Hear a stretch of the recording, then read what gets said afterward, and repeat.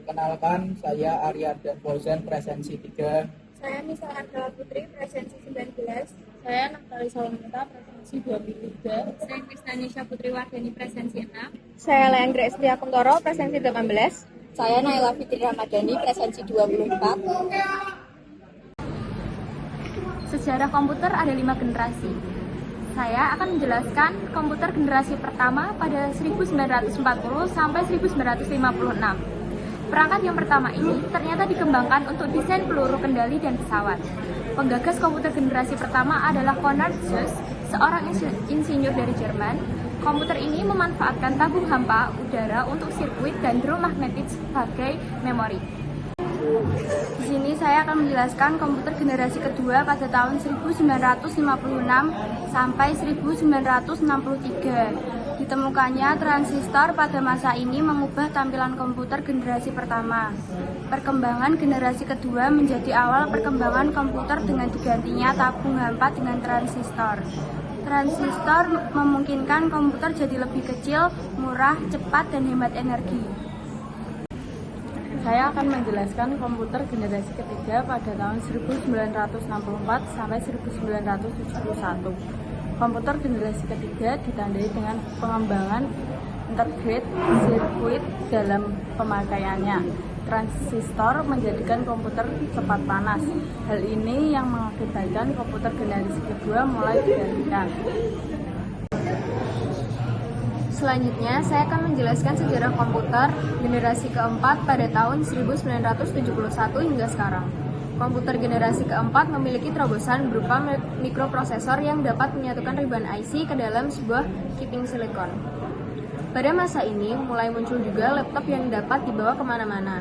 Seiring waktu, mereka pun dapat dihubungkan dalam sebuah jaringan, yang kemudian menjadi awal perkembangan internet. Komputer generasi kelima sekarang sampai masa depan.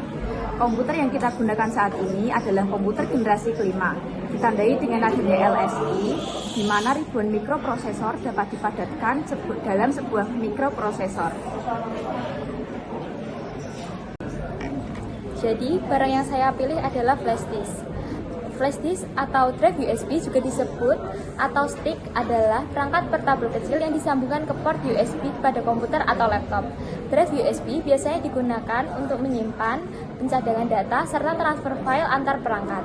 Jenis drive USB ada 5. Yang pertama, flash disk drive USB tipe C, lalu yang kedua ada USB tipe A, dan yang ketiga ada micro, keempat USB petir, dan yang terakhir USB biasa. Baik, saya akan menjelaskan keyboard. Keyboard adalah perangkat keras yang terdiri dari seperangkat tombol fisik. Keyboard memiliki fungsi untuk memasukkan karakter, angka, huruf di komputer. Barang yang saya pilih adalah hard disk. Hard disk merupakan perangkat keras komputer yang berfungsi sebagai media penyimpanan sekunder. Dalam sebuah hard disk terdapat lebih dari satu piringan yang berfungsi menampung data-data secara magnetis. Fungsi hard disk sebagai tempat menyimpan segala macam data, file, serta dokumen virtual seperti doc, PDF, dan lain-lain. Mouse merupakan salah satu hardware dalam sebuah komputer yang berfungsi sebagai alat input utama selain keyboard. Mouse ada beberapa macam. Yang pertama mouse optik, yang kedua mouse trackball, dan yang ketiga yaitu mouse serial. Di sini saya akan menjelaskan HDMI. HDMI adalah suatu antarmuka atau interface peralatan audio atau video digital tanpa kompresi yang didukung oleh industri. HDMI menyediakan antarmuka antara beberapa sumber audio atau video digital yang cocok, seperti set-top box, pemutar DVD, atau penerima IP, serta audio digital atau monitor. Barang yang saya pilih adalah earphone.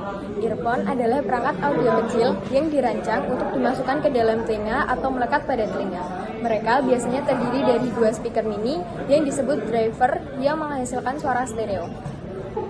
Lalu, jenis-jenis earphone ada in-ear monitor, earbud, dan earfit. Sekian dari kelompok kami. Terima kasih.